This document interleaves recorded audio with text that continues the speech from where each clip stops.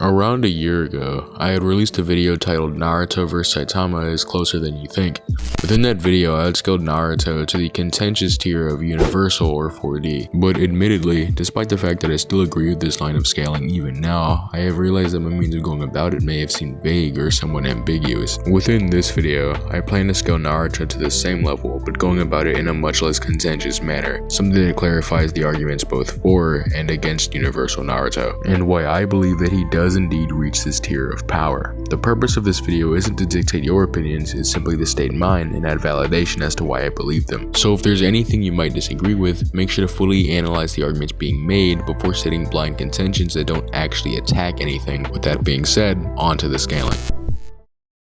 Since 2014, the year when the Naruto manga had formally come to an end, an argument was sprung up from the power scaling community which went over the very divisive topic about whether or not Naruto could reach universal levels of power, with the majority usually doing little more than simply passing the arguments aside without actually giving it any thought, I myself obviously being an exception to this. The main argument as to why Naruto can reach universal levels of power obviously starts at a point which I'm sure you were all expecting, that being Kaguya. During the end of the 4th grade Shinobi War, it is stated that Kaguya was going to functionally recreate an entire dimension, which is verbatim referred to as a space-time. Whether or not this actually qualifies for universal levels of power is entirely contingent on the size of the dimension itself, as it must be bare minimum 93 billion light years in size in order to be actually considered a true universe and thus qualifying for the tier. The true size of Kaguya's dimensions is rarely if ever extrapolated upon, outside of us seeing very clear celestial bodies such as stars, including day and night cycles. However, we do get additional context as to how large the dimension can truly be,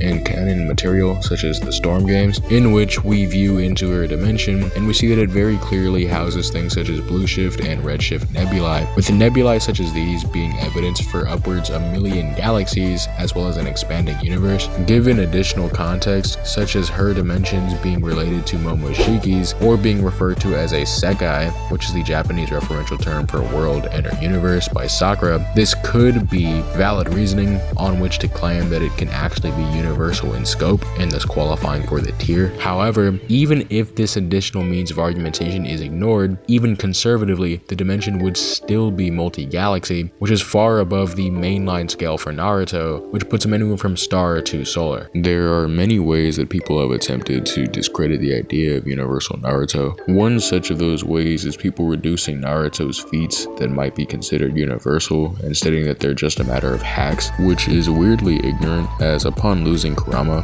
would specifically note on how Naruto would lose his superhuman physical strength, obviously proving that chakra definitively has an effect on the physical qualities of those who wield it, and this is entirely contingent on the potency of the chakra itself, which means that Naruto would scale to it, and thus anything that Naruto could generate using his hacks is something which he would be physically capable of, at least as far as attack potency goes. When universal Naruto becomes significantly more viable is around the Boruto era, when we are introduced to the character known as Momoshiki. Momoshiki has the power to literally create an entire dimension. This dimension is itself referred to as a parallel universe, or a parallel to the Naruto universe, which means that the size of the dimension is not left to interpretation and instead is verbatim clarified. And thus, based on this, we can logically assume that it does indeed reach the necessary size of over 93 billion light years, and thus destroying this dimension, creating it, or scaling to it in any vein would qualify for Universal Plus under VSBW standards. This very same Momoshiki, who functionally generated this entire dimension, would proceed to get even stronger, and Naruto would be able to clash with this very same fused Momoshiki in just his base form alone. And upon tapping into Sage's 6 paths, with help from Sasuke, is able to thoroughly defeat this fused Momoshiki. Keep in mind that at this point in time, Naruto was physically weakened, and a full power Naruto would likely be able to casually defeat this very same Momoshiki by himself, thus definitively proving that Naruto would be able to reach universal levels of power by scaling to a character who literally generated a full-scale 4th dimensional universe.